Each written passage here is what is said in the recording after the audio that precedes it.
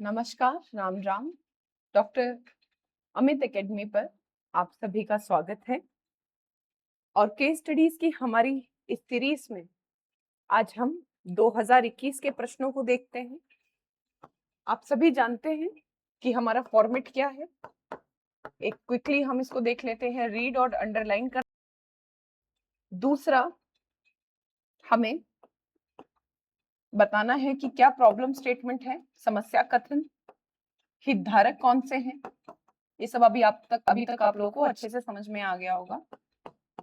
कौन सा नैतिक द्वंद्व है, इसके अलावा जवाबी कार्रवाई के लिए विकल्प कौन से हैं, कार्यवाही का उचित रास्ता वो क्या होगा और उसका स्पष्टीकरण क्या रहेगा। इन पर क्लास में कई बार चर्चा हो चुकी है।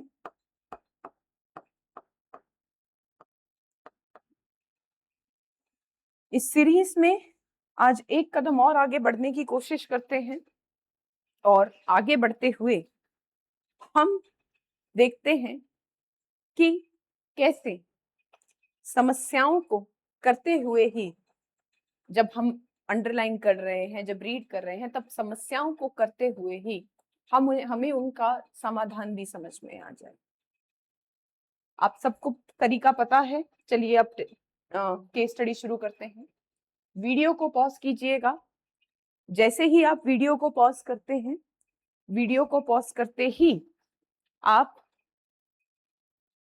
अंडरलाइन करें और मार्क करें कौन कौन हितधारक हैं, कौन कौन से समस्या कथन हैं, इस केस स्टडी में कौन से पक्ष हैं जिनके बीच में आपस में टकराव है, कौन से ऐसे हित हैं जो शामिल हैं, समस्याओं का क्या समाधान हो सकता है, नैतिक दुविधाएं कौन सी। तो चलिए शुरू करते हैं। सुनील एक युवा सिविल सेवक है और अपनी क्षमता, सत्यनिष्ठा और समर्पण और कठिन एवं भारी कार्य को नियंत्रित पूरा करने के लिए उसकी प्रतिष्ठा है। ठीक है, तो सुनील एक सिविल सेवक है और उसमें ये सब क्षमताएं हैं, यानी कि वह एक नैतिक कर्ता है। ठीक है, वह एक नैतिक कर्ता है। अब देखिए आगे चलते हैं। उसकी प्रोफाइल देखते हुए उसे एक चुनौतीपूर्ण कार्य दिया जाता है। उसे अवैध रेत खनन के लिए कुख्यात एक आदिवासी बहुल जिले में तैनात किया जाता है। देखिए, अवैध रेत खनन, आप जानते हैं कि रेत नदी क्षेत्र से रेत का खनन किया जाता है। इस लाइन से हम क्या क्या चीजें निकाल सकते हैं, इस लाइन को जरा घूरिएगा, ध्यान से पढ़िएगा। ठीक है, तो सबसे पहले तो अवैध रेत खनन है नदी क्षेत्र में, तो पर्यावरण संरक्षण, नदी क्षेत्र का संरक्षण। अगर रेत खनन चलता रहा और बढ़ता रहा तो भविष्य में आपदा की समस्या आ सकती है। और किस तरीके के क्षेत्र में ये हो रहा है, आदिवासी बहुल इलाका। तो आदिवासियों के लिए आपको आदिवासी आउटरीच प्रोग्राम, आप ये मान सकते हैं कि आदिवासी क्षेत्र है। ठीक है, प्रिजम्पशंस ये हो सकती है कि आदिवासी क्षेत्र में आदिवासियों के उत्थान के लिए आपको काम करना होगा। और आदिवासियों के उत्थान के लिए काम करने का अर्थ है कि आप गांधी जी के तिलिस्म की, अब हम ये क्यों लिख रहे हैं या फिर ये पॉइंट्स को क्यों इकट्ठा कर रहे हैं। मान लीजिए कि आपसे पूछा जाता है सॉल्यूशन क्या है, और फिर उस सॉल्यूशन का आपसे स्पष्टीकरण मांगा जाता है। आज की क्लास में हम यही सीखने वाले हैं, आज ज्यादातर काम इस पीडीएफ पे ही होगा। तो वो स्पष्टीकरण में जो भी पॉइंट्स आते हैं, वो पॉइंट्स कहाँ से आते हैं, ये आपको समझना बड़ा जरूरी है। देखिए, इस पूरी क्लास में, इस क्लास का सबसे इंपॉर्टेंट पार्ट है जब हम ये पीडीएफ डिस्कस कर रहे हैं, ये आपको सबसे ज्यादा मदद करेगा। इसलिए क्लास का कोई भी पार्ट आप स्किप कर दें। अगर आप यहाँ पे 3 घंटे दे रहे हैं तो इसे स्किप मत करिएगा, क्योंकि यही क्रक्स है, यही आपको सीखने की जरूरत है। ठीक है, तो आदिवासी बहुल इलाका, तो आदिवासी आउटरीच कार्यक्रम, गांधी जी के तिलिस्म, यानी कि पंक्ति में खड़ा आखिरी व्यक्ति, सबसे कमजोर व्यक्ति, उसके लिए आपको काम करना चाहिए। तो आप स्पष्टीकरण दे सकते हैं। एक पॉइंट तो हमारे पास यहाँ पे ये निकल आता है, रेत खनन एक पक्ष है, ठीक है। रेत खनन को आप रोकते हैं तो आपदा प्रबंधन को रोका जाता है, आपदा प्रबंधन किया जाता है, माफ कीजिएगा, पर्यावरण संरक्षण होता है। यहाँ आपको पता चला कि यह अवैध है, ठीक है। तो ऐसा करना यानी कि कानून व्यवस्था की बहाली करना है। ये सबसे बुरा काम है जो किसी भी क्लास में किसी भी पीडीएफ के साथ, रुकिए,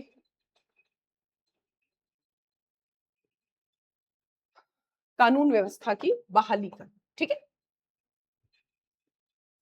अब नदी क्षेत्र में, अब ये ध्यान से अब इसे पढ़िए, ठीक है।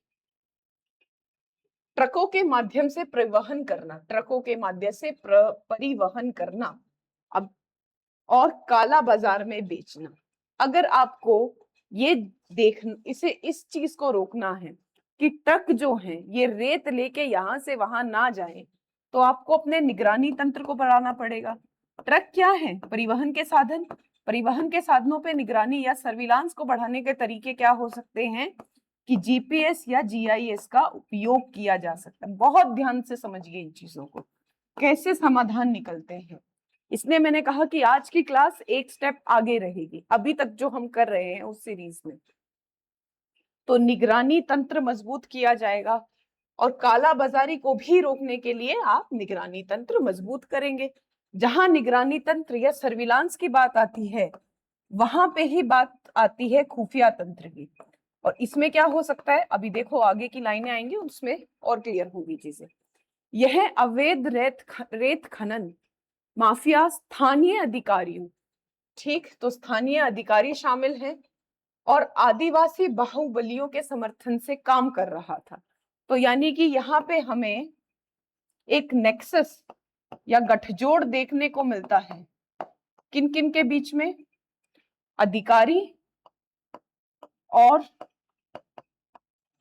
जो बाहुबली हैं, जो रेत माफिया हैं, उनके बीच में। अब इससे क्या यहाँ पे प्रशासन के राजनीतिकरण, अपराधीकरण, माफ कीजिएगा, प्रशासन के अपराधीकरण की समस्या, अपराधीकरण की समस्या हमारे सामने नहीं आती। यहाँ पे प्रशासन के अपराधीकरण की समस्या हमारे सामने आती है, जो बदले में चुनिंदा गरीबी आदिवासियों को रिश्वत देते थे, ठीक है। तो आदिवासी, गरीब आदिवासी, और उन्हें डरा और धमका के रखते थे, ठीक है। यहाँ तक आपको समझ में आया होगा। अब जो सुनील है उन्होंने जमीनी हकीकत को देखा है और माफिया के खिलाफ कार्य प्रणाली शुरू कर दी है। अब देखिए, अब गरीब आदिवासियों को दबा के रख रहे हैं, आदिवासी बहुबलियों की इसमें समर्थन उन्हें प्राप्त है। तो अगर आपको निगरानी के साथ साथ खुफिया तंत्र को भी बढ़ाना है तो जो ये आदिवासी हैं, स्थानीय लोग, इन्हें अपने विश्वास में लेना होगा। तो हम स्थानीय लोगों को खुफिया तंत्र, इंटेलिजेंस, यानी कि लोकल, जैसे बोलते हैं ना, लोकल पीपल को हम इंटेलिजेंस में, खुफिया तंत्र में शामिल करेंगे और इसलिए उन्हें विश्वास में लेंगे, ठीक है। अब सुनील कार्य करना शुरू करता है और उसे पता चलता है कि उसके कार्यालय के कुछ कर्मचारी भी उनके साथ मिले हुए हैं, ठीक है। यही गठबंधन जो हमने बात की ब्यूरोक्रेसी के अपराधीकरण की। सुनील उनके खिलाफ कड़ी कार्रवाई शुरू करता है और छापेमारी करता है। अब माफिया इससे घबरा जाते हैं क्योंकि पहले बहुत कम अधिकारियों ने ऐसा किया था। तब माफिया उनके दुश्मन हो जाते हैं और उन्हें धमकी देते हैं कि इसके दुष्परिणाम उन्हें भुगतने पड़ेंगे।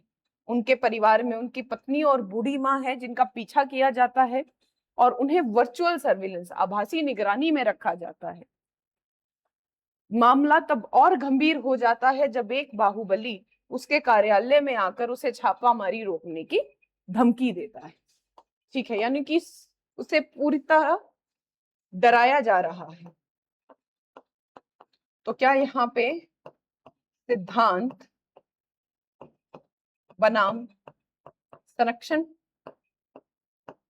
एक नैतिक दुविधा हमारे सामने आई। आप अपने सिद्धांतों का, अपने कर्तव्यों का पालन करते हैं या अपनी परिवार की सुरक्षा सुनिश्चित करते हैं।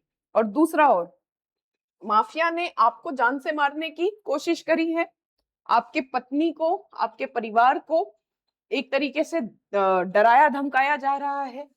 तो उसे रोकने के लिए यहीं पर ही मान ली ये समस्या है, इसका क्या समाधान हो सकता है कि आप कानूनी सुरक्षा की मांग करेंगे और अपने परिवार को कानूनी सुरक्षा की मांग करेंगे, और आपके परिवार वाले जो उस क्षेत्र में हैं उन्हें तुरंत उनकी सुरक्षा के लिए किसी और क्षेत्र में भेज दें कुछ समय के लिए, जब तक परिस्थिति इस तरीके की है उन्हें किसी और क्षेत्र में भेज दिया जाए। और स्वयं के लिए, क्योंकि आपके ऑफिस में आपको धमकाया गया है, और उनके लिए कानूनी सुरक्षा की मांग की जाए और अपने काम को, अपनी छापामारी को जारी रखा जाए। ठीक है, तो सिद्धांत बनाम संरक्षण, साहस बनाम कायरता, तो ये दो हमारे सामने मुद्दे आते हैं। इस स्थिति को संभालने में सुनील के पास उपलब्ध विभिन्न विकल्पों की पहचान करें। देखो, अब बहुत ब्रीफली अब हम चलेंगे, थोड़ा फास्ट चलेंगे आज।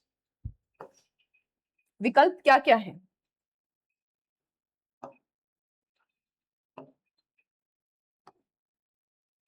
अपना पेन कॉपी साथ में रखिएगा।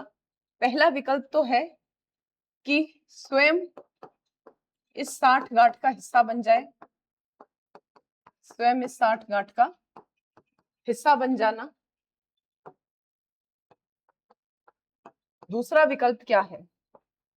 ट्रांसफर या स्थानांतरण, उनके गिरोह के आगे झुक जाना और छापेमारी बंद कर देना। तीसरा, ट्रांसफर या स्थानांतरण लेना। इन तीनों के लगभग लगभग सेम ही गुण और दोष हैं जो अभी हम देखते हैं। चौथा विकल्प इंटीग्रेटेड अप्रोच, नहीं, एक और है। चौथा विकल्प बिना प्रशासन की सहायता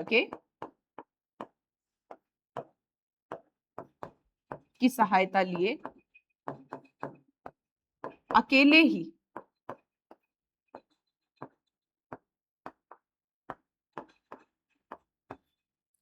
ही माफिया से भिड़ जाना, एकदम रोहित शेट्टी बॉलीवुड स्टाइल। ठीक है, माफिया से भिड़ जाना, सिंघम बन जाना। मतलब आप सब लोगों ने देखी होगी ये मूवी। वैसे मैं बहुत ज्यादा मूवी नहीं देखती हूँ, पर पता नहीं ये केस स्टडीज देखकर मुझे सबसे पहले दिमाग में कोई ना कोई सिंघम, रोहित शेट्टी, तो इस तरीके की मूवीज बड़ी ध्यान में आती हैं। और बहुत कुछ ऐसी भी आती है जिन्हें देख के डिस्टर्बेंस भी होती है। तो स्वयं 60 गांठ का हिस्सा बन जाना, झुक जाना, स्थानांतरण। अब देखो, इन तीनों में यानी कि आप जो है अपने कर्तव्य, इसके गुण और दोष अगर देखें तो गुण तो यही है कि आपका जीवन सुरक्षित रहेगा और आपके परिवार का जीवन सुरक्षित रहेगा। ब्रीफली हम आज देख रहे हैं चीजों को। इसके दोष क्या हो सकते हैं? इसके दोष ये हैं कि यह कायरता को दिखाता है, और गांधी जी ने क्या कहा है? कायरता हिंसा से भी बुरी चीज है, कायरता व्यक्ति की नैतिक मृत्यु के बराबर है। ठीक है, तो ये कायरता को दिखाता है, ये कर्तव्य विमुखता को दिखाता है, यह कायरता को दिखाता है, यह कर्तव्य विमुखता को दिखाता है। यह गांधी जी के जो तिलिस्म है कि गरीब की सहायता, लेकिन आप तो खुद उसका हिस्सा बन जा रहे हैं, तो उनके खिलाफ जाता है। इसके अलावा गांधी जी की तिलिस्म और क्या पॉइंट हो सकते हैं, एक बार देख ले लीजिए। इसके अलावा यह पर्यावरण हानि, एक गलत मिसाल, ठीक है, पर्यावरण को हानि, एक गलत मिसाल जो लोगों के सामने जा रही है उसे दर्शाता है। अब आप बिना प्रशासन की सहायता लिए अकेले ही माफिया से भिड़ जाते हैं, तो यह ये दर्शाता है कि आप में साहस है। किंतु सरदार वल्लभ भाई पटेल ने कहा है कि एक प्रशासनिक अधिकारी का साहसी होना आवश्यक है, किंतु उसे मूर्ख नहीं होना चाहिए। और या फिर आप इस्तेमाल कर सकते हैं कि बिना विवेक के साहस कई बार बहुत ही गलत चला जाता है। ठीक है, बिना विवेक के साहस नहीं होना चाहिए। तो अब अगर आप ये आपका जीवन जोखिम में आता है, पर ये आपके साहस को दर्शाता है। आपका परिवार भी गंभीर खतरे में आता है, और संस्थागत रूप से सबसे अस्थिर जो है वो यही विकल्प, संस्थागत रूप से अस्थिर विकल्प है। ये प्रूडेंस का, आपके विवेक का उल्लंघन, ठीक है, आपके विवेक का उल्लंघन है। आपका जीवन जोखिम में आता है, आपका परिवार गंभीर रूप से खतरे में पड़ जाता है, और ये संस्थागत रूप से अस्थिर भी है। अब संपूर्ण उपागम क्या होगा इस केस में? संपूर्ण उपागम क्या होगा? Integrated approach. सबसे पहले तो अपने परिवार को किसी सुरक्षित जगह पे आप भेज सकते हैं। तो परिवार की सुरक्षा को सुनिश्चित करना, जिसके लिए कानून और स्वयं की सुरक्षा को सुरक्षित करना। फिर जो माफिया आपके दफ्तर में आए थे, अपने सीनियर या वरिष्ठ अधिकारियों को, उसके बारे में सीनियर अधिकारी को खबर करना, और अपनी छापेमारी को जारी रखना। और छापेमारी के लिए एक तो आप निगरानी तंत्र को मजबूत करेंगे, और दूसरा आप खुफिया तंत्र को मजबूत करेंगे। निगरानी तंत्र को मजबूत करने के लिए आप जीपीएस, जीआईएस, इसरो के भुवन पोर्टल, इनकी सहायता ले सकते हैं। खुफिया तंत्र के लिए आप स्थानीय लोगों के साथ मेल जोल बढ़ाइए और उन्हें अपने खुफिया तंत्र का हिस्सा बनाइए। ठीक है, तो ये आप इमीडिएटली कर सकते हैं। और अगर लॉन्ग टर्म, तो ये तो आप तत्काल रूप से कर सकते हैं कार्य। वहीं आपसे पूछा जाए कि आप दीर्घकाल में क्या कर सकते हैं, तो दीर्घकाल में आप पर्यावरण संरक्षण के लिए अभियान चला सकते हैं, और दूसरा आदिवासियों के सोशियो इकोनॉमिक, सामाजिक व आर्थिक विकास के लिए कार्यक्रम चला सकते हैं। ठीक है, तो ये आप तत्कालीन रूप से कर सकते हैं। चलिए अब आते हैं, इसमें देख लेते हैं। आलोचनात्मक मूल्यांकन हमने देख लिया है। चलिए अब आते हैं अगली केस स्टडी पे।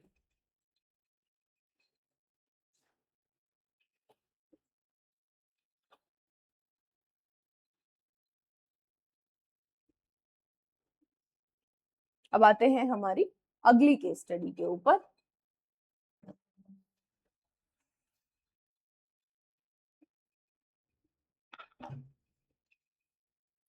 आप एक डिग्री कॉलेज में उप प्राचार्य हैं। ठीक है, आप डिग्री कॉलेज में एक उप प्राचार्य हैं। तो डिग्री कॉलेज है यानी कि शिक्षा, एथिक्स, शिक्षा नैतिक, नीति शास्त्र या शिक्षा नैतिकता हो सकता है, उससे जुड़े कुछ मुद्दे हों हमारे सामने। प्राचार्य हाल में सेवानिवृत्त हुए हैं, और आप जो है प्रबंधन आपको प्राचार्य के रूप में पदोन्नत कर सकता है, ऐसी आपको खबर मिलती है। इसी वर्ष परीक्षा के दौरान परीक्षा हो रही है, फ्लाइंग स्क्वाड 2 छात्रों को अनुचित साधनों यानी कि नकल में शामिल हुए रंगे हाथों पकड़ लेता है। अब नकल में वो शामिल है, तो यहां पर एक एक्ट हमारे सामने आता है, और जो ये एक्ट है ये है public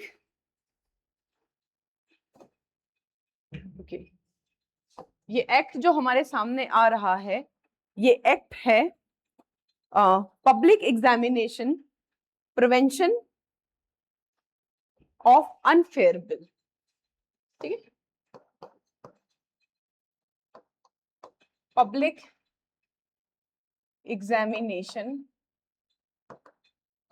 prevention of unfair bill. तो आप एक विद्यालय, आप एक, माफ कीजिएगा, कॉलेज में उप प्रधानाचार्य हैं और उस कॉलेज में आप अपने प्रमोशन की राह तक रहे हैं, आप अपने प्रमोशन को एक्सपेक्ट कर रहे हैं, और इस बीच में आपके यहाँ परीक्षा होती है और परीक्षा में 2 छात्र नकल करते हुए पाए जाते हैं, और इसमें एक वरिष्ठ व्याख्याता, सीनियर लेक्चरर, वो उनकी मदद करता हुआ मिलता है। अब सीनियर लेक्चरर अगर मदद कर रहा है, समाधान पूछा जाए, तो आप यहाँ पे सीनियर लेक्चरर को शो कॉज नोटिस भेज सकते हैं और उनके खिलाफ, ठीक है, उनके खिलाफ विश्वविद्यालय के नियमानुसार, यूनिवर्सिटी कोड ऑफ कंडक्ट, विश्वविद्यालय के आचार संहिता के अनुसार कार्यवाही कर सकते हैं। ठीक है, तो यहाँ पे देखा वरिष्ठ व्याख्याता, ये समस्या का, और फ्लाइंग स्क्वाड ने 2 छात्रों को अनुचित साधनों में शामिल होते हुए रंगे हाथों पकड़ लिया। तो आपका यहाँ पे क्या फर्ज बनता है कि आप ये सुनिश्चित करें कि जो फ्लाइंग स्क्वाड है वो पारदर्शी, ट्रांसपेरेंट, इम्पार्शियल, निष्पक्ष तरीके से, पारदर्शी, निष्पक्ष और वह निष्पक्ष तरीके से अपना कार्य कर पा रहा है। किंतु छात्रों में से एक स्थानीय राजनेता का बेटा है, ठीक है, जो विश्वविद्यालय से संबंध कराने के लिए जिम्मेदार था। एक व्यवसायी का बेटा है जिसे अधिकतम धन दान किया गया था आपके स्कूल के लिए। ठीक है, तो यानी कि दोनों के खिलाफ अगर आप कोई भी कार्यवाही करते हैं 2 छात्रों के खिलाफ, तो राजनेता नाराज हो सकते हैं और आपके कॉलेज को मिलने वाला डोनेशन भी जा सकता है, यानी कि आपका कॉलेज का अस्तित्व खतरे में आ सकता है। तो आपके पास एक दबाव है और इसलिए प्रबंधन ने आपसे कहा कि किसी भी कीमत पर आप फ्लाइंग स्क्वाड के साथ इस मुद्दे को सुलझाइए, क्योंकि ऐसी घटना से न केवल कॉलेज की छवि खराब होगी बल्कि राजनेता और व्यवसायी भी नाराज हो जाएंगे। तो आपका प्रबंधन आपसे क्या चाहता है कि आप मामले को रफा दफा कर दीजिए फ्लाइंग स्क्वाड के साथ मिलके, और इसे ज्यादा तूल मत दीजिए। अब ऐसा करना, अगर ऐसा करने का प्रबंधन की तरफ से आदेश आता है, तो यहां क्या हमारे सामने सत्यनिष्ठा बनाम अंधा अनुकरण, ठीक है, सत्यनिष्ठा बनाम अंधा अनुकरण को भी आप इससे भी अच्छा शब्द यूज कर सकते हैं, पद सोपान का अंधा अनुकरण। ये एक दुविधा नहीं आती कि आप अपनी सत्यनिष्ठा को बनाए रखें या पद सोपान का अनुकरण करें, आदेश को माने। और मैंने कहा है आपको कई बार, हमारे केस स्टडी में हम ये चीज कर चुके हैं कि अगर उच्च प्रबंधन से या पद सोपान आपके वरिष्ठ अधिकारी से इस तरीके की कोई भी मांग आती है जो विधि के खिलाफ है, तो आप एक हल ये दे सकते हैं कि आपने जो भी कहा है लिखित में दो। तो यहाँ पे आप लिखित में मांग सकते हैं और दस्तावेजीकरण भी कर सकते हैं। ठीक है, तो ये समाधान हो गया समस्या के साथ साथ जो हमने देख लिया। अब आपसे कहा जाता है कि आपकी जो प्रमोशन है, पदोन्नति, फ्लाइंग स्क्वाड के साथ इस मुद्दे को सुलझाने की आपकी क्षमता पर निर्भर करती है। इसी बीच आपको ये भी पता चलता है कि छात्र संघ के कुछ सदस्य कॉलेज गेट के बाहर वरिष्ठ व्याख्याता और इस घटना में शामिल छात्रों के खिलाफ विरोध प्रदर्शन कर रहे हैं और सख्त कार्रवाई की मांग कर रहे हैं। तो आप यहाँ पे क्या कर सकते हो, आप छात्र संघ के साथ संवाद स्थापित कीजिए, ठीक, और उन्हें ये आश्वासन दे दीजिए कि उचित व पारदर्शी कार्रवाई की जाएगी। अब देखिए, ये इतनी चीजें हमने यहाँ हमारे सामने समस्याएं आई और समस्याओं के साथ साथ हमने उनका समाधान इसमें देख लिया है। अब मामले में कौन कौन से नैतिक मुद्दे शामिल हैं, आपको क्या लगता है इस मामले में कौन कौन से नैतिक मुद्दे शामिल हैं? सबसे पहला तो जो नैतिक मुद्दों की बात करें तो सत्यनिष्ठा बनाम करियर, जहां आपकी पदोन्नति की बात है, आपकी सत्यनिष्ठा, आपकी एक वाइस प्रेसिडेंट होने के नाते क्या जिम्मेदारी है, और दूसरा आपके करियर में उन्नति या प्रगति। ठीक है, यही पर इन्हें करते चलेंगे। दूसरा मुद्दा आपके सामने क्या है, दूसरा है हितों का टकराव। अब हितों का टकराव कैसे, हितों का टकराव, ठीक है, चलिए पहला है, ये आप समझ गए होंगे, सत्यनिष्ठा बनाम करियर। दूसरी आपके सामने जो समस्या है वो है हितों का टकराव। अब हितों का टकराव कैसे समस्या है, देखिए कि एक जो सीनियर लेक्चरर है वो प्रबंधन के नजदीक है, वो इसमें शामिल है, इसके अलावा आपके ऊपर प्रबंधन की तरफ से भी दबाव है, ठीक है, और दूसरा अब मतलब प्रबंधन के ऊपर से आप पे दबाव है और जो सीनियर लेक्चरर है वो शामिल है। तो अगर सीनियर लेक्चरर इसमें शामिल है तो यानी कि जिसे गलत काम ना करने की शिक्षा देनी चाहिए वो ही उसमें सहभागिता दिखा रहा है। तो यह गुरु शिष्य परंपरा का उल्लंघन है। अपने स्वयं के हितों के लिए वो जो सीनियर लेक्चरर है वो अपने कर्तव्य से दूर हट रहा है, कर्तव्य विमुखता दिखा रहा है। तो ये हुआ आपका दूसरा। और यहाँ पे क्या है नैतिक दुविधा, यहाँ पे हमें कानून का उल्लंघन देखने को मिलता है। मैंने बताया आपको पब्लिक एग्जामिनेशन अनफेयर जो बिल है उसका उल्लंघन है। इसके अलावा प्रिवेंशन ऑफ करप्शन एक्ट, इसके तहत चीटिंग, धोखाधड़ी, ये भी इसके तहत भी इसका भी ये उल्लंघन है, इसके तहत आपको सजा भी हो सकती है। और आपकी एक नैतिक जिम्मेदारी बनती है समाज एवं विद्यार्थियों के प्रति। तो आपके ऊपर ये दबाव है कि आप इस जिम्मेदारी को निभाएं या फिर आप कार्यवाही करें, जिम्मेदारी को निभाते हुए कार्यवाही करें और न्याय संगत शिक्षा जो है वो प्रदान करें, या फिर आप अपने संस्था के भले के बारे में सोचें। आप ये सोचें कि आपके संस्था का अस्तित्व किस तरीके से कायम रह सकता है। और यहाँ पे है कि गांधी के जो सिद्धांत हैं उनके खिलाफ, गांधीवादी सिद्धांत के खिलाफ। और कौन सा गांधी का सिद्धांत उसका यहाँ उल्लंघन होता है, चरित्र बिना ज्ञान, चरित्र बिना ज्ञान, इस सिद्धांत का यहाँ उल्लंघन होता है। ये आप थोड़ा सा अपने नोट्स में जरूर ऐड कर लें क्योंकि ये कहीं भी आपको काम आ सकता है। आप लोगों ने थ्योरी में कर भी लिया होगा, गांधी जी के 7 पाप।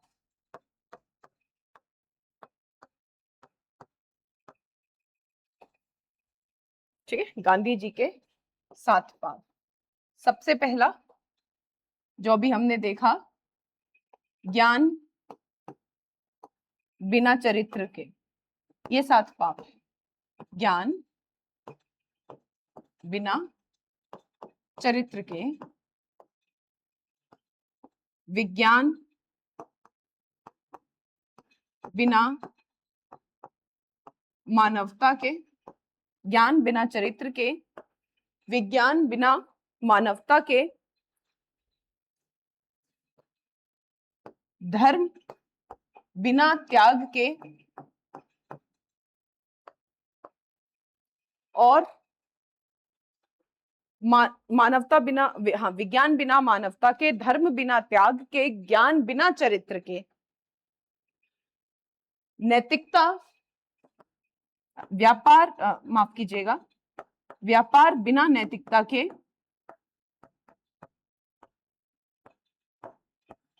व्यापार बिना नैतिकता के, सुख बिना विवेक के,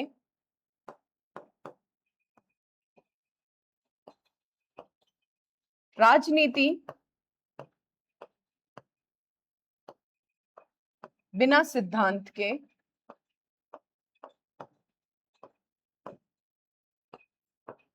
राजनीति बिना सिद्धांत के, और संपत्ति बिना श्रम के। ये क्या है? ये पाप है। ये गांधी जी के 7 पाप। ये आप अपने नोट्स में डाल सकते हैं, लिख सकते हैं, कहीं भी काम आ जाएंगे। अब आपके पास विकल्प कौन कौन से हैं? विकल्प, पहला विकल्प तो आप प्रशासन की मांग को मान लीजिए और फ्लाइंग स्क्वाड के साथ साठ गांठ करके मामले को रफा दफा कर दीजिए। अब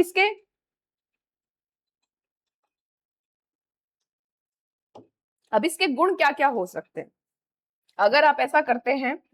तो सर सबसे पहले तो क्या हो सकता है? सबसे पहले आपका जो पदोन्नति हो जाएगी, ठीक है, आपका स्वयं का जो स्वार्थ है वो सिद्ध हो जाएगा। दूसरी क्या चीज हो सकती है? दूसरा इसमें यह हो सकता है कि जो राजनेता हैं और जो बिजनेसमैन हैं उनसे आपको जो डोनेशन आया है वो समाप्त नहीं होगा और आपके संस्था का, आपके कॉलेज का जो अस्तित्व है वो बना रहेगा, ठीक है, प्रबंधन आपसे नाराज नहीं होगा। लेकिन क्या यह कर्तव्य विमुखता नहीं है? इसके दोष हैं कि ये आपके कर्तव्य विमुखता है को दर्शाता है। यह आपका स्वयं के साधन को मतलब स्वयं के निजी हितों का पूरा करने के लिए आप अपने कर्तव्यों की कैसे अवहेलना कर रहे हैं उसको दर्शाता है। ये शिक्षा नैतिकता या शिक्षा नीति शास्त्र का उल्लंघन है। यह आपकी सत्यनिष्ठा पर भी प्रश्न लगाता है। और जो बाहर छात्र संघ आक्रोश में आए हुए हैं, ये इस पूरे मामले को और अधिक तूल दे सकता है और अधिक उकसा सकता है। दूसरा आप क्या कर सकते हैं कि आप प्रशासन की मांग मानने से मना कर सकते हैं और स्वयं मीडिया में जाकर सबको बता सकते हैं कि क्या हुआ है। अब अगर आप ऐसा कुछ कर देते हैं, अगर आप ऐसा इस तरीके का कोई काम करते हैं, तो एक तो हो सकता है कि आपकी संस्थान बंद हो जाए। दूसरा ये हो सकता है कि आपके संस्थान का नाम खराब हो जाए, ठीक है, अल्पकाल के लिए। ये चीज हो सकती है और आपको निकाला जा सकता है। अब तीसरा और हम आखिरी जो हम अपनाएंगे, जो विकल्प अपनाना चाहिए, वो है संपूर्ण उपागम। और ये विकल्प ये है कि सर्वप्रथम जो हमने ऑलरेडी चीजें निकाल ली है, ठीक है, जब हम ये इसको पढ़ रहे थे, संपूर्ण उपागम। और आप क्या कर सकते हैं? आप लिखित में प्रबंधन से कहिए कि अपने आदेश दें। फिर आप ये सुनिश्चित करेंगे कि फ्लाइंग स्क्वाड जो है वो अपना कार्य, फ्लाइंग स्क्वाड जो है वो अपना काम निष्पक्ष एवं पारदर्शी तरीके से कर रही है। ये हमने ऑलरेडी देख लिया। इसके बाद आप ये सुनिश्चित करेंगे कि जो छात्र संघ प्रदर्शन कर रहे हैं उनके साथ संवाद स्थापित किया जा सके और उन्हें ये आश्वासन दिया जा सके कि काम हो रहा है और सबको न्याय मिलेगा। इसके अलावा आप स्वयं को बचाने के लिए दस्तावेजीकरण कर सकते हैं, और अगर फिर भी आप कुछ भी ना कर पाए और आपसे चीजें और आप ये दस्तावेज यूनिवर्सिटी, कंट्रोलर ऑफ एग्जाम उसे भेज सकते हैं। और अगर आप फिर भी कुछ भी ना कर पाए तब आप नैतिक आधार पर इस्तीफा दे सकते हैं, अगर सारे विकल्प समाप्त हो जाते हैं तो ये आपका संपूर्ण उपागम रहेगा। इससे हो सकता है कि अल्पकाल में आपके कॉलेज या आपके जो संस्थान के ऊपर उंगलियां उठे, पर दीर्घ काल में यह एक गलत मिसाल पैदा होने से रोकता है। अगर मान लीजिए कि आज आप इस मामले को ऐसे ही जाने देते हैं तो भविष्य में आपका शिक्षा संस्थान नहीं रह जाएगा, भ्रष्टाचार का अड्डा बन जाए। यहाँ पर जब 2 विद्यार्थी ऐसा कर सकते हैं तो और विद्यार्थी भी ऐसा करेंगे। तो इसलिए आवश्यक है कि उचित कार्यवाही करी जाए, और कार्यवाही जिस तरीके की कहते हैं ना क्राइम हुआ है, जिस प्रकार का अपराध हुआ है उसके अनुपात में ही ये आप सुनिश्चित करेंगे। चलिए अब आते हैं हमारी तीसरी केस स्टडी पर।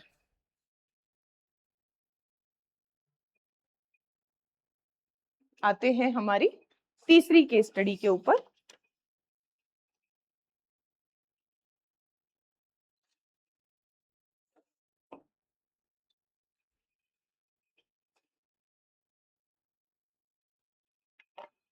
चलिए, एक विशेष राज्य की राजधानी में यातायात की भीड़ को कम करने के लिए एक एलिवेटेड कॉरिडोर का निर्माण हो रहा है। ठीक है, यातायात की भीड़ को कम करना है और इसलिए एक एलिवेटेड कॉरिडोर का निर्माण हो रहा है। आपकी व्यवसायिक क्षमता और अनुभव के आधार पे आपको प्रबंधक बना दिया गया है, प्रोजेक्ट मैनेजर आपको बना दिया गया है, और आपके पास डेडलाइन क्या है कि आपको अगले 2 वर्षों की समय सीमा में कार्य को पूर्ण करना है, क्योंकि चुनावों की घोषणा होने से पहले मुख्यमंत्री इसे खोलना चाहते हैं। ठीक है, तो यानी कि आपकी अगर ये डेडलाइन, पहले तो डेडलाइन को पूरा करना ये आपके न्यासी कर्तव्य को दिखाता है कि आपको समय पे कार्य करना चाहिए। दूसरा, अगर ये कार्य किसी कारण से समय पे पूरा नहीं होता तो यानी कि राजनेता जो है, जो सीएम है, उनको नुकसान हो सकता है, उनके चुनाव पे प्रभाव पड़ सकता है, और इसलिए हो सकता है कि आप पर दबाव और बने। ठीक है, अब निरीक्षण टीम द्वारा औचक निरीक्षण के दौरान ये पता चलता है कि एक पिलर में एक मामूली दरार आई। अब जो कि खराब सामग्री के उपयोग के कारण थी, जरा इस शब्द पे ध्यान दीजिएगा, खराब सामग्री का उपयोग। ठीक है, और इसे साइड में लिख के रखते हैं।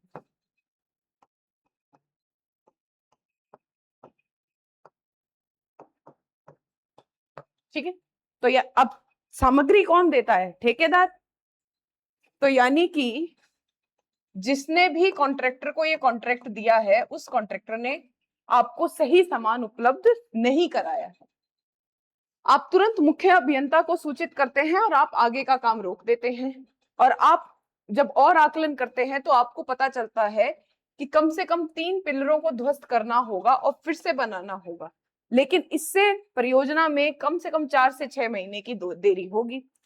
पर मुख्य अभियंता बोलता है कि दरार बहुत मामूली है और इसीलिए ये पुल को प्रभावित नहीं करेगी, और वो कहते हैं कि आप निरीक्षण टीम के अवलोकन को अनदेखा करें और तय गति के साथ काम जारी रखें। तो यानी कि एक तरफ तो है गति और दूसरी तरफ है सुरक्षा। गति, कार्य की गति जिसपे आपका काम जो है डेडलाइन पे पूरा होना चाहिए, और दूसरी तरफ है लाखों यात्रियों की सुरक्षा। तो ये एक नैतिक द्वंद्व हमारे सामने आया। अच्छा, एक और जो नैतिक दुविधा हमारे सामने यहाँ पे आई थी वो ये थी कि जो सामग्री है वो बुरी है, और अब आप आगे देखेंगे कि ठेकेदार मंत्री का दूर का रिश्तेदार है। तो क्या हमें यहाँ भ्रष्टाचार नहीं दिख रहा? और अगर भ्रष्टाचार है तो प्रिवेंशन ऑफ करप्शन एक्ट 1988 अपने आप आ जाएगा, कई बार हमारे केस स्टडी में आ चुका है। उन्होंने आपको यह भी संकेत दिया कि आपकी अगली पदोन्नति, तो यानी कि आपको भी लालच दिया जा रहा है, मंत्रालय के पास विचाराधीन है, लेकिन आपको पता है कि ये प्रतिकूल प्रभाव डालेगी, इसलिए मरम्मत कराना, इसकी मरम्मत ना करना बहुत खतरनाक होगा। ठीक है, तो ये आपके सामने केस स्टडी है। तो आपके सामने पहला नैतिक द्वंद्व है कि गति बनाए रखें कार्य की, या आप लोगों की सुरक्षा सुनिश्चित करते हैं। दूसरा आपके पास जो यहाँ पे है वो है सत्ता का दुरुपयोग। मुख्यमंत्री अपनी सत्ता का दुरुपयोग करते हैं, और सत्ता का दुरुपयोग करके, ये हम नैतिक दुविधाओं की चर्चा कर रहे हैं, अपनी सत्ता का दुरुपयोग करके गलत तरीके से वह ठेकेदार को पूरे मतलब इसको पढ़ के समझ में आ रहा है कि ठेकेदार को गलत तरीके से टेंडर दिलाते हैं, जिससे खराब क्वालिटी का, खराब गुणवत्ता का माल इस्तेमाल किया जाता है, और लाखों लोगों के जीवन के साथ यहाँ पे खिलवाड़ होता है। ठीक है, गांधी जी के अभी अभी हमने देखा पॉलिटिक्स विदाउट प्रिंसिपल, सिद्धांत बनाम राजनीति, उसे यह दर्शाता है। सिद्धांत बिना माफ कीजिएगा, राजनीति बिना सिद्धांत के। ये गांधी जी के 7 पाप में से एक पाप यहाँ पे, ये एक नैतिक दुविधा हो सकती है। ठीक है, अब इस केस में अपने नोट्स में आपको लिख के क्या रखना है, क्या चीज आपको ध्यान रखनी है? कुछ मैं आपको 1-2 केस बता रही हूँ, क्योंकि ये जो इस तरीके के केस हैं, अब आपने 2018 में मुंबई अंधेरी में एक पुल के गिरने से लगभग हजारों लोगों की मृत्यु हो गई थी, ऐसे आपने खबर सुनी होगी, 2018 की है। 1-2 साल पहले की शायद खबर है, अगर मैं गलत नहीं हूं तो शायद 1-2 साल की ही है ये। बिहार में एक साथ 7 पुल गिर जाते हैं, अगर मैं गलत नहीं हूं तो ये हाल ही की खबर है। तो इससे ना जाने कितने लोगों की जान गई है, मुआवजे से किसी की जान तो वापस नहीं आती। तो ये उसी के आधार पर, करंट के आधार पर इस तरीके के केस है, ऐसे ही आपके एग्जाम में पूछे जाएंगे, तो आपको इनका ध्यान रखना है। तो कुछ मैं आपको एक्ट बता रही हूँ, क्योंकि ये चलते रहते हैं, ये मुद्दे हो सकता है आपके आए, तो आप उन्हें अपने एग्जाम में यूज कर सकते हैं। सबसे पहले तो भारतीय न्याय संहिता 2023, इसके तहत अगर लापरवाही से, अगर सत्ता की लापरवाही से या प्रशासन की लापरवाही से या आपकी लापरवाही से, जैसे यहाँ पे आप प्रशासन है, लापरवाही से अगर मृत्यु होती है तो यह अपराध माना जाएगा और आपको सजा दी जाएगी। ठीक है, तो यानी कि लापरवाही से मृत्यु होने पे आप क्रिमिनल हो जाएंगे, आप आपराधिक रूप से उत्तरदायी हो जाएंगे। ठीक है, तो एक तो ये, इसमें कुछ सजा का प्रावधान है, यानी कि अगर आपकी लापरवाही से, जैसे कि यहाँ पे अगर पुल के गिरने की वजह से लोगों की मृत्यु हो जाती है तो आपको कानूनी रूप से अपराधी माना जाएगा, आपको क्रिमिनल माना जाएगा, और आपके ऊपर क्रिमिनल चार्जेस लगाने के बाद आप पर कार्रवाई करी जाएगी। दूसरा, प्रिवेंशन ऑफ करप्शन एक्ट 1988, इसके तहत अगर आप किसी भी प्रकार का अनुचित लाभ लेते हैं,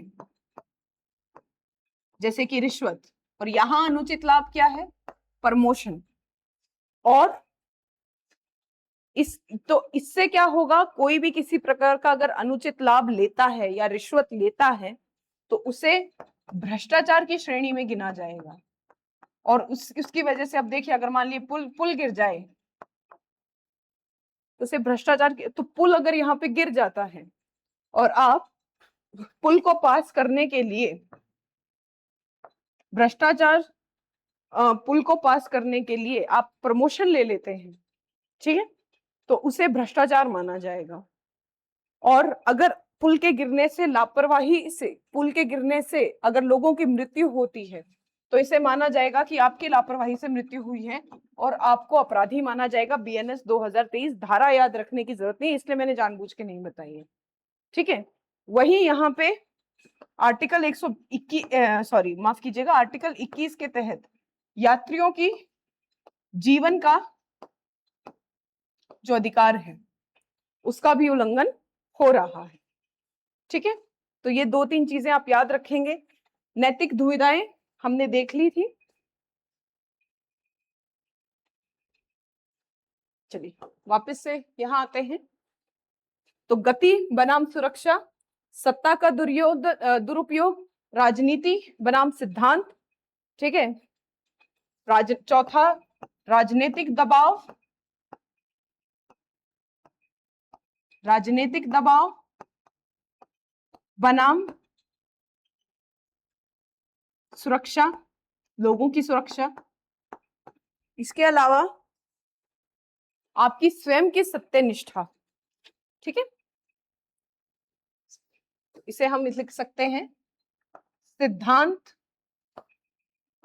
और सिद्धांत कौन से? सत्यनिष्ठा तथा ईमानदारी। तो सिद्धांत बनाम संरक्षण, स्वयं के हितों का संरक्षण, पदोन्नति ले लेना, किसी प्रकार का जो है फेवर जो आपको मिल रहा है या पॉलिटिकल फेवर उसे ले लेना, ठीक है। अब अगला है, इसमें पांचवा क्या हो सकता है? विधि का पालन, रूल ऑफ लॉ। मैं यहां बेशक लिख रही हूं, मैं साथ साथ बोल रही हूं, आप ये चाहे तो लिख सकते हैं।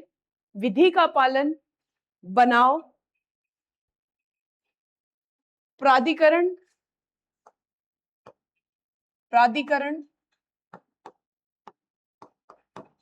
के प्रति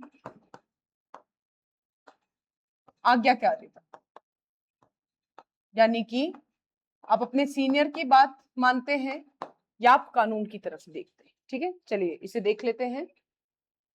अब उपलब्ध विकल्प क्या है? पहला विकल्प उपलब्ध विकल्प क्या है कि आप निर्देशों का पालन करें, दूसरा अस्वीकार करें, तीसरा आप किसी उच्च तकनीकी या निगरानी अधिकारियों को, जैसे राज्य गुणवत्ता नियंत्रण बोर्ड को, अपनी रिपोर्ट बनाकर भेजें, घटना का विस्तृत दस्तावेजीकरण करें और लिखित निर्देश मांगे। मैंने बताया कि अगर आपको कभी भी जो सत्ता है, कोई भी आपका टॉप मैनेजमेंट आपको गलत कुछ काम करने को कह रहा है या विधि का उल्लंघन करने को कह रहा है तो आप लिखित निर्देश मांग सकते हैं और आंतरिक रूप से सुधारात्मक कार्रवाई कर सकते हैं। जब सभी विकल्प समाप्त हो जाए तब आप औपचारिक तंत्र या मीडिया के माध्यम से विसल ब्लोइंग करें। दुविधाएं, सुरक्षा बनाम गति, जनहित बनाम व्यक्तिगत, ये सब हमने देख लिया है। अब आपके सामने पेशेवर प्रोफेशनल चुनौतियां क्या हैं? आपके ऊपर राजनीतिक दबाव है, प्रशासनिक आदेश जो है उसको रद्द करने का आपके ऊपर बोझ है, ठीक है। आपकी करियर की प्रगति को खतरा है, ये सब हम लोगों ने देख लिया है। चलिए अब देखिए, अगली केस स्टडी कोरोना से रिलेटेड है, वो अभी के पेपर के लिए उतनी इंपॉर्टेंट नहीं है। तो हम आते हैं आपके 5वीं केस स्टडी पे, ठीक है।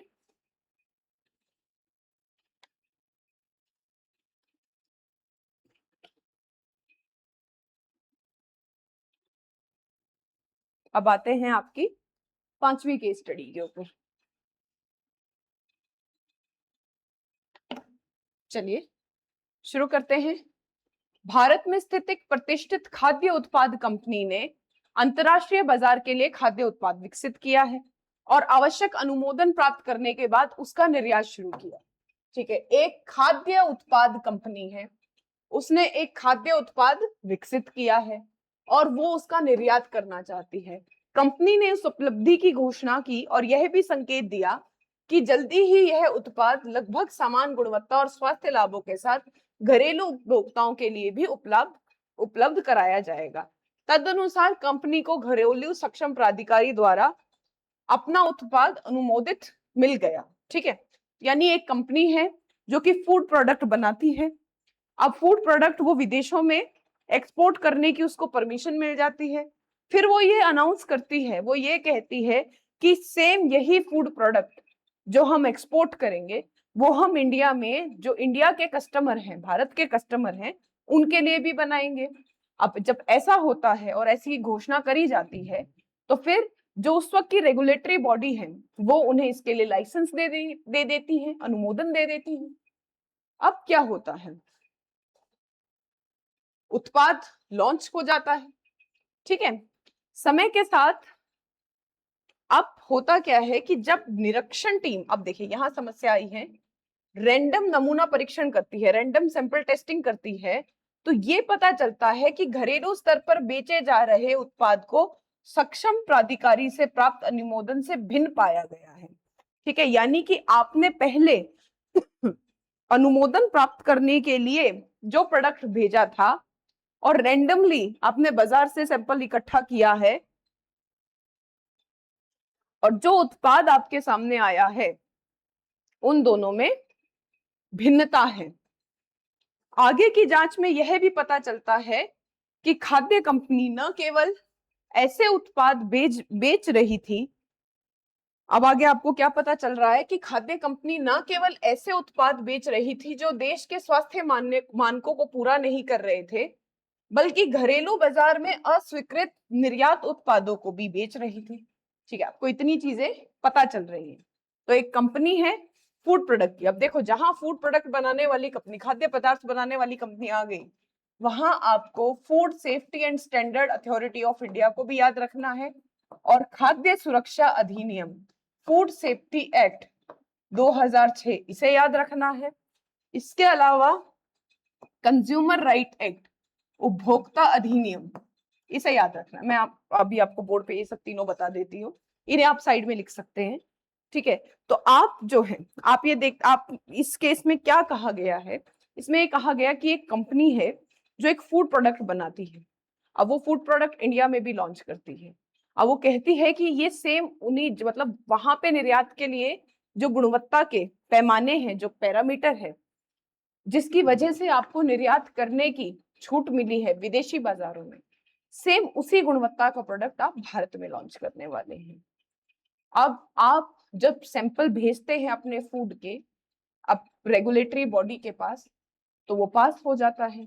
लेकिन जब inspection team random sample collect करती है, तब उसे पता चलता है कि जो फूड प्रोडक्ट भेजा गया था टेस्टिंग के लिए और जो फूड प्रोडक्ट अब बाजार में बेचा जा रहा है, उन दोनों की गुणवत्ता में फर्क है। तो यहां धोखाधड़ी है, भ्रष्टाचार हमें देखने को मिल रहा है। और क्या हो रहा है, अब जब आप और इस मामले को देखते हैं तो ये समझ में आता है कि न केवल अलग प्रकार का, अलग गुणवत्ता का उत्पाद बाजार में बेचा जा रहा है, बल्कि जो प्रोडक्ट, जो उत्पाद बाहर के बाजारों में निर्यात होने से मतलब कैंसिल हो गए हैं, जो वहां पे अस्वीकृत हो गए हैं, उसे भारतीय बाजारों में बेचा जा रहा है। और ये वो उत्पाद है जो यहाँ के भी स्वास्थ्य मानक, कहते हैं ना हेल्थ पैरामीटर, उन पर फिट नहीं बैठते। तो यानी कि जो उपभोक्ता हैं, उनके जीवन के साथ खिलवाड़ है, उनके अधिकारों के साथ ये खिलवाड़ है। तो अब ऐसे में जो रेगुलेटरी बॉडी है उसे क्या कदम उठाने चाहिए, अपनी गलती को सुधारने के लिए कंपनी को क्या करना चाहिए, नैतिक दुविधाएं कौन सी हैं, इन विषयों पे सवाल है और इन पे हम चर्चा करेंगे। आप लोग बता सकते हैं, शायद आप लोगों ने सुना होगा, आज से 2-3 साल पहले की एक खबर है, मैं नाम नहीं लूंगी, ठीक है, पर 2 मिनट में बनती है। और ऐसे ही रैंडम सैंपलिंग हुई थी, ठीक है। सेम वहां से शायद ये केस स्टडी लिया गया है या उस वक्त की ये घटना थी कि रैंडम टेस्टिंग हुई थी और टेस्टिंग में जो 2 मिनट में बनने के लिए जो 2 मिनट का मसाला चाहिए होता है, आप समझ गए होंगे, पहाड़ों में खाई जाती है, उसमें मोनोसोडियम ग्लूटामेट मिला था। और मोनोसोडियम ग्लूटामेट की मात्रा इतनी ज्यादा थी कि ये माना गया, ये पाया गया कि इससे कैंसर हो सकता है, इतनी मात्रा से कैंसर हो सकता है। अब उस केस में अगर उस वक्त आप लोगों ने न्यूज पढ़ी हो तो हम उस केस के आधार पे इस केस स्टडी को बहुत आराम से सॉल्व कर सकते हैं। एक आसान केस स्टडी है, बहुत कुछ नहीं है। अब आपको यहाँ जो ध्यान रखना है, ये 2 अधिनियम है, क्योंकि हो सकता है कि इस तरीके का क्वेश्चन अगेन अगर आपके एग्जाम में आता है तो कुछ आप केस को याद रख सकते हैं। खाद्य प्रसंस्करण, खाद्य में मतलब फूड अडल्ट्रेशन इंडिया में निरंतर चल रही समस्याओं में से एक है, ठीक है। देखिए, एक तो आर्टिफिशियल इंटेलिजेंस, पर्यावरण संरक्षण, जैसे जो ये भ्रष्टाचार का मुद्दा है, और भ्रष्टाचार में भी जैसे ब्रिज कोलैप्स हुए, इसके अलावा पेपर लीक का मामला, ठीक है, चीटिंग हो रही है या पेपर लीक का जो मामला है, इसके अलावा जो ये हमने देखा ब्रिज गिर गया था, ये कुछ इंपॉर्टेंट टॉपिक है।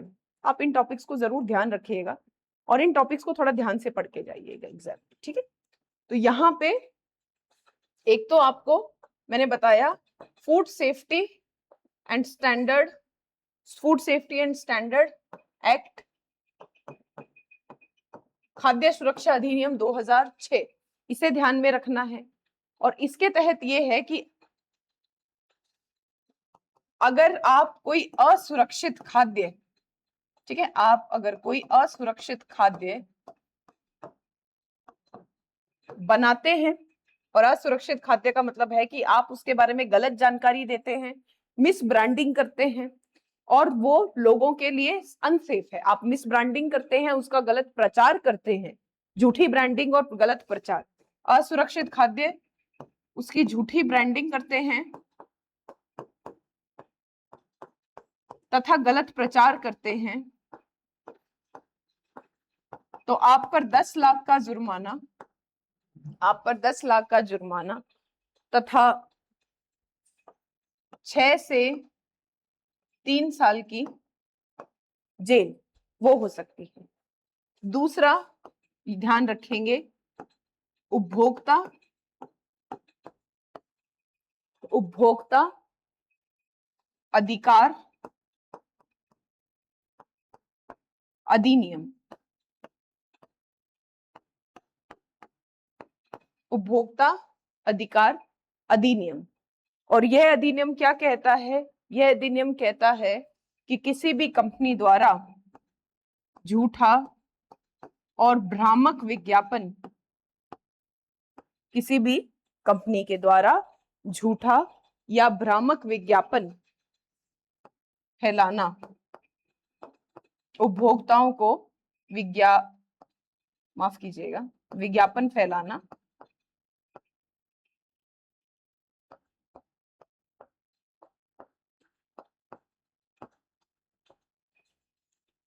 उपभोक्ताओं के साथ, उपभोक्ताओं के अधिकारों का उल्लंघन है, उनके साथ धोखाधड़ी है, और इसके लिए आपको 10 लाख तक का जुर्माना और 2 साल की सजा हो सकती है। तो 2 ये अधिनियम जो है ये अपने पास आप लिख के रख सकते हैं एक साइड में नोट्स में।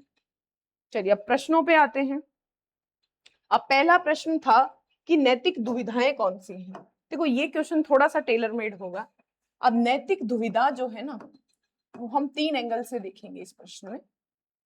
पहली तो कंपनी के लिए कौन सी नैतिक दुविधा है, ठीक है, कंपनी के लिए कौन सी नैतिक दुविधा है। दूसरा जो रेगुलेटरी बॉडी है, रेगुलेटरी बॉडी, उसके सामने कौन सी नैतिक दुविधा है। तीसरा एक ग्राहक के सामने क्या दुविधा है। तो अगर कंपनी की गलतियों को देखा जाए तो हम कह सकते हैं कि विधि का उल्लंघन हुआ है, कॉर्पोरेट एथिक का उल्लंघन हुआ है। ये कैसे है ये अब हम लोगों ने डिस्कस कर लिया है, यहाँ वापस रिपीट नहीं करेंगे। और कंपनी के न्यासी कर्तव्य का उल्लंघन हुआ है। न्यासी कर्तव्य लोगों को, उपभोक्ताओं को गलत प्रोडक्ट देना कंपनी की ड्यूटी ऑफ केयर और ड्यूटी ऑफ गुड फेथ उसका उल्लंघन है, कर्तव्य। ठीक है, विधि का उल्लंघन, उपभोक्ता अधिकार का उल्लंघन और धोखाधड़ी है। ठीक है, प्रिवेंशन ऑफ करप्शन एक्ट का उल्लंघन। अब रेगुलेटरी बॉडी जो है उसके सामने क्या है? उसके सामने है कि वह कंपनी पर नियामक कब्जा कर ले,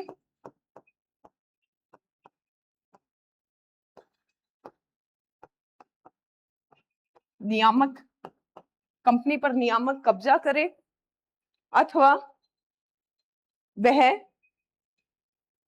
अपना सार्वजनिक कर्तव्य निभाए। देखिए, ठीक है, कंपनी पर नियामक कब्जा करे या वह अपना सार्वजनिक कर्तव्य निभाए।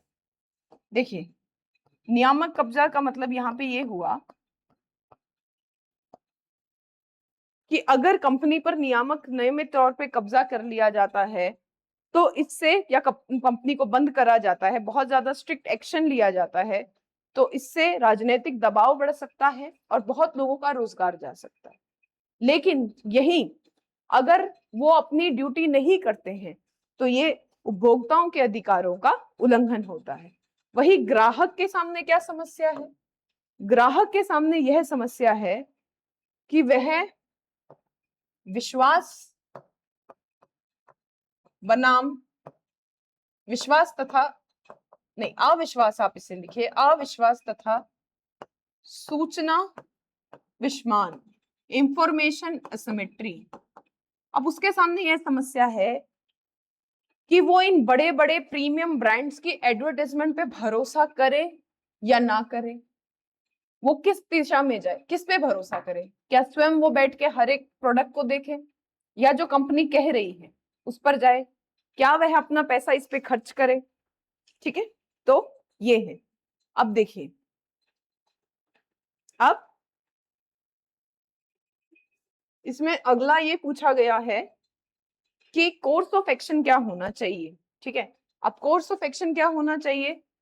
सबसे पहले तो चलिए बोर्ड पे आ जाते हैं।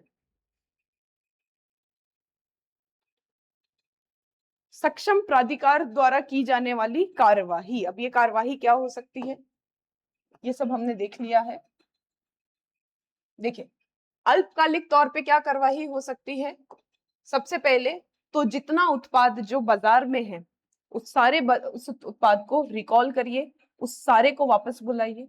जो स्टॉक पड़ा है गलत प्रोडक्ट का जो एक्सपोर्ट से रिजेक्ट हुआ है उस सारे को नष्ट कीजिए।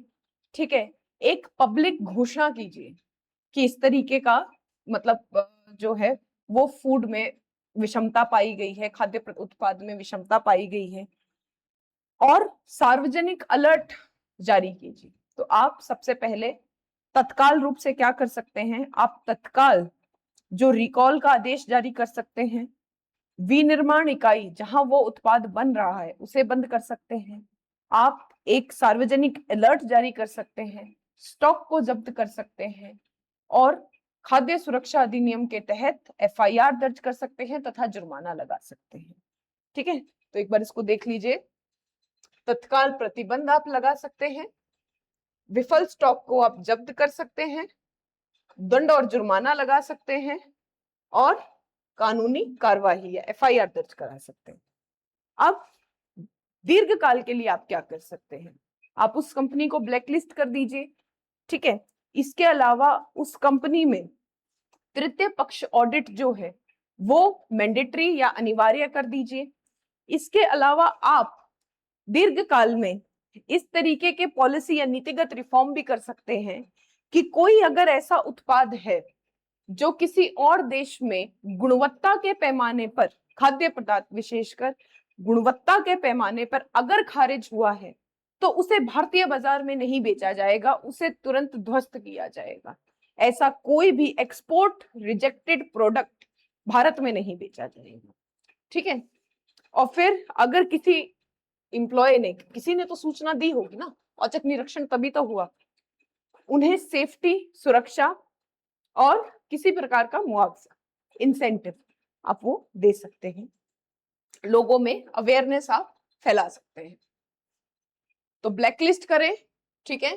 तीसरे पक्ष से ऑडिट और गुणवत्ता प्रमाणन को अनिवार्य करना, लेबलिंग सुधार और पता लगाने के मानदंडों को लागू करना, ये डिस्कस कर लिया। और इसके साथ मैंने बताया कि आप और क्या कर सकते हैं, आप नीति में नीतिगत सुधार जो आप कर सकते हैं, जिसका आप सुझाव दे सकते हैं, माफ कीजिएगा कर नहीं सकते, आप सिर्फ सुझाव दे सकते हैं कि निर्यात अस्वीकृत उत्पाद को भारत के बाजार में नहीं बेचा जाएगा। ऐसा कानून में बदलाव ला सकते हैं। निर्यात अस्वीकृत उत्पाद को भारत के बाजार में चाहे कम दाम पर ही सही पर नहीं बेचा जाएगा, ठीक है। इसके अलावा लोगों में जागरूकता ला सकते हैं। अब कंपनी क्या कर सकती है, अब कंपनी भी देखो, इसको भी हम 3 पार्ट में बांट सकते हैं।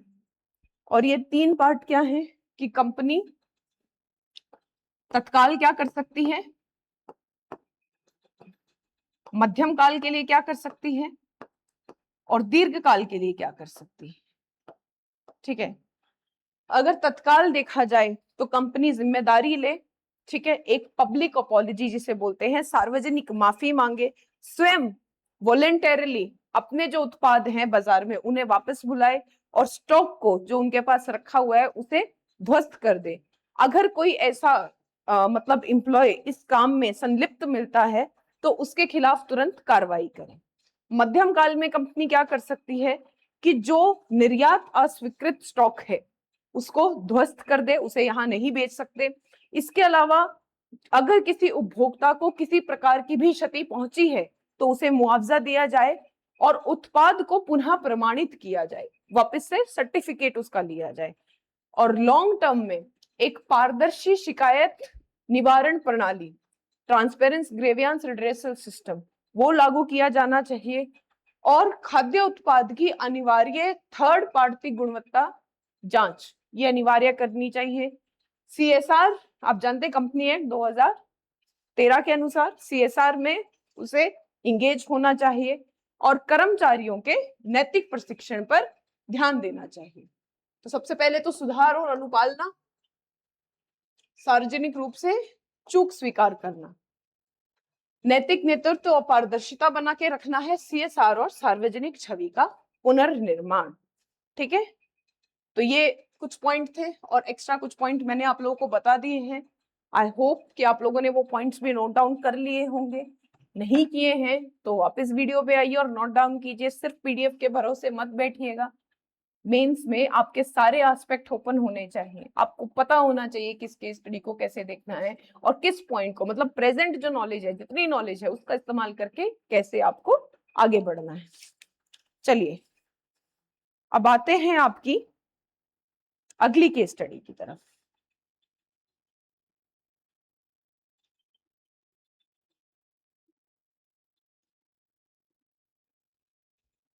चलिए अब अगली केस स्टडी देखते हैं।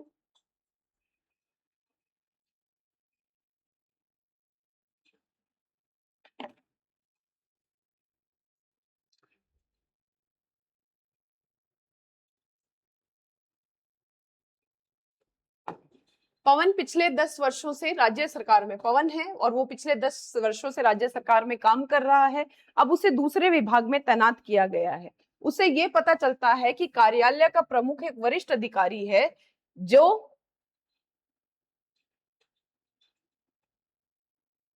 उसे माफ कीजिएगा, इस लाइन को नहीं, आप यहाँ आइए, इसे छोड़िए।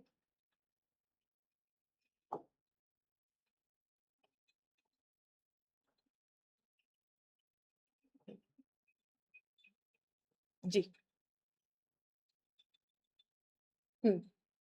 पवन पिछले 10 वर्षों से राज्य सरकार में एक अधिकारी है। आप इसे शुरू करते हैं। और उसकी दूसरे विभाग में तैनाती करी गई है, पोस्टिंग करी गई है। उसे पता चलता है कि जो उसका सीनियर है, उसका जो वरिष्ठ अधिकारी है, उसकी छवि एक कठिन और असंवेदनशील व्यक्ति की है जिसका अपना पारिवारिक जीवन अशांत है। तो यहाँ क्या हम ये मान सकते हैं कि जो यह व्यक्ति है, यह मानसिक तनाव से हो सकता है गुजर रहा हो, मानसिक तनाव का शिकार हो, उसका मानसिक स्वास्थ्य जो है हो सकता है वो सही ना हो। एक पॉइंट तो ये, ठीक है। प्रारंभ में सब कुछ ठीक चलता दिख रहा था, लेकिन धीरे धीरे पवन को पता लगता है कि उसका वरिष्ठ अधिकारी उसे नीचे दिखा रहा है। तो अगर ऐसा हो रहा है तो क्या हम इसे कार्यस्थल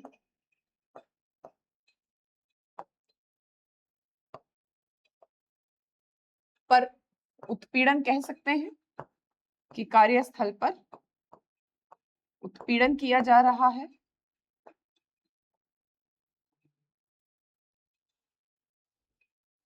वह पवन द्वारा दिए गए सुझावों को, मतलब बेसिकली उसका उनके साथ एक बुरा व्यवहार किया जाता है, और इसे हम एक टॉक्सिक वर्क कल्चर, एक टॉक्सिक विषैली कार्य संस्कृति के रूप में भी देख सकते हैं।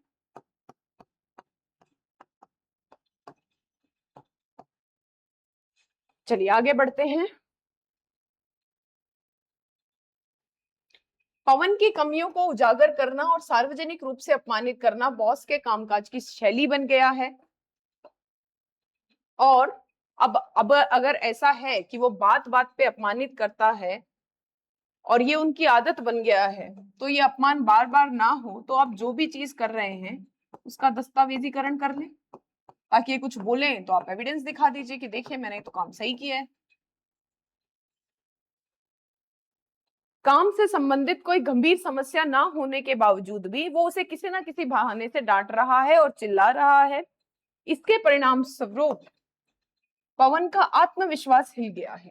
तो यानी कि उनका मानसिक स्वास्थ्य जो है उस पर इसका प्रभाव पड़ा है। तो यहाँ उन्हें किस चीज की जरूरत है? मानसिक संतुलन की, अपना मानसिक संतुलन स्थिर रखने की, और उसके लिए उन्हें भावनात्मक बुद्धिमत्ता, इमोशनल इंटेलिजेंस, ठीक है, भावनात्मक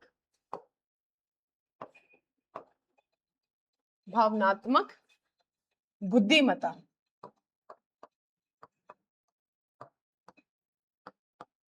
इमोशनल इंटेलिजेंस, उसका इस्तेमाल करना होगा। और कुछ ऐसे मेजर्स लेने होंगे जैसे काउंसलिंग, ध्यान, योगा, जिससे उनका मानसिक स्वास्थ्य, उनका मन शांत हो सके। अब इसके परिणाम स्वरूप उसके व्यक्तिगत और पारिवारिक जीवन पर भी बुरा प्रभाव पड़ रहा है, और वह अपनी पत्नी और परिवार के सदस्यों पर अपना आपा खो देता था। उसकी पत्नी भी उसके नकारात्मक और शत्रुतापूर्ण व्यवहार का शिकार हो गई। ठीक है, तो यानी कि परिवार के साथ उनके जो निजी जीवन है उसके संबंध बिगड़ रहे हैं। तो अगर इसे सुधारना हो तो वह ब्रेक ले सकते हैं, छुट्टी पर जा सकते हैं, अपने परिवार से बातचीत कर सकते हैं और अपने मन की बातें उनके साथ शेयर कर सकते हैं। कार्यालय, अब स्थिति का सामना करने के लिए पवन के पास क्या क्या विकल्प उपलब्ध है, देखो पहले यहां देखते हैं फिर इसमें पीडीएफ में देखेंगे। सबसे पहला विकल्प तो ये है कि वह औपचारिक जो रूट है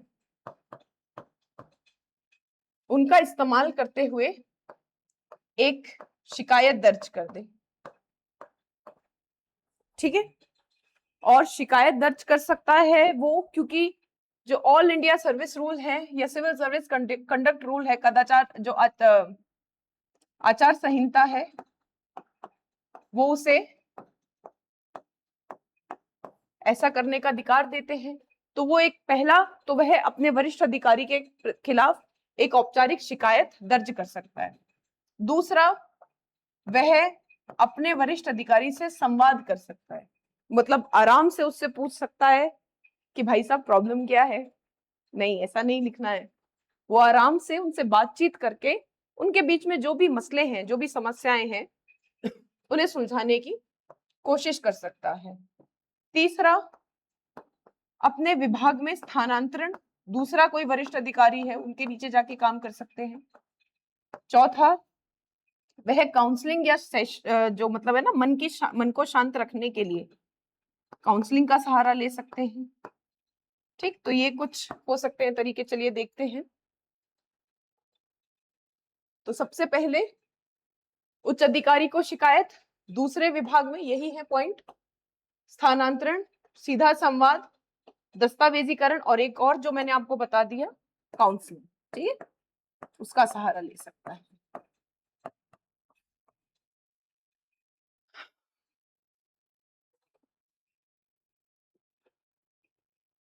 और बॉस क्या कर सकते हैं?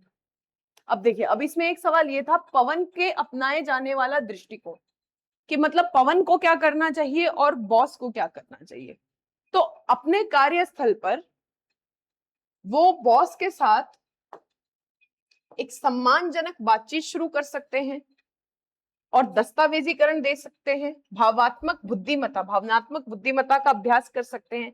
घर पर वो योगा जैसी तकनीकों का इस्तेमाल कर सकते हैं और परिवार के साथ खुलकर संवाद स्थापित कर सकते हैं। बॉस क्या कर सकते हैं? अधीनस्थ पवन के लिए बॉस की तरफ से कि नकारात्मकता को अपने मन पर ले और एक ग्रोथ माइंडसेट को विकसित करें। पेशेवर असफलताओं को, मतलब कि बेसिकली आपकी प्रोफेशनल लाइफ में जो हो रहा है उसे अपनी पर्सनल लाइफ से अलग रखें। इसके अलावा बॉस को भी इमोशनल इंटेलिजेंस की ट्रेनिंग देने की जरूरत है और टीम के मनोबल पर विषाक्त नेतृत्व के प्रभाव को समझने की आवश्यकता है और 360 डिग्री फीडबैक के लिए उन्हें तैयार रहना चाहिए। ठीक है, तो ये कुछ बॉस के लिए सुझाव। अब प्रस्तावित प्रशिक्षण ट्रेनिंग सरकारी कार्यालयों में किस किस चीज की हो सकती है? सॉफ्ट स्किल्स पे काम किया जा सकता है, नेतृत्व नैतिकता पे काम किया जा सकता है, कॉन्फ्लिक्ट रिजोल्यूशन संघर्ष समाधान, और मानसिक स्वास्थ्य और जागरूकता पर प्रशिक्षण दिया जा सकता है। ठीक है, सेंसिटिविटी ट्रेनिंग दी जा सकती है। और यही यहाँ पे कुछ और चीजें भी आप ऐड कर सकते हो, जैसे कि जो जूनियर होते हैं ना, निम्न जो अधिकारी हैं, उनके लिए क्या है कि उन्हें अपने अधिकारों का पता होना चाहिए। वही जो उच्च अधिकारी हैं उन्हें भी अपनी सीमाओं का भी पता होना चाहिए, मर्यादाओं का पता होना चाहिए और उनमें संवेदनशीलता होनी चाहिए, संवेदनशीलता होनी चाहिए। ठीक है, तो ये कुछ पॉइंट आप और ऐड कर सकते हैं। और जो निम्न अधिकारी हैं, अगर उनके खिलाफ ऐसा कुछ होता है तो उन्हें कैसे दस्तावेजीकरण करना चाहिए, इसकी जानकारी उन्हें दी जानी चाहिए, उनके अधिकारों की जानकारी उन्हें दी जानी चाहिए। तो चलिए, अब आज के लिए इतना ही। ये कुछ आपकी केस स्टडीज थी। किसी को भी किसी तरीके का कोई डाउट हो तो वो कमेंट सेक्शन में पूछ सकता है। Thank you very much, thank you for the class.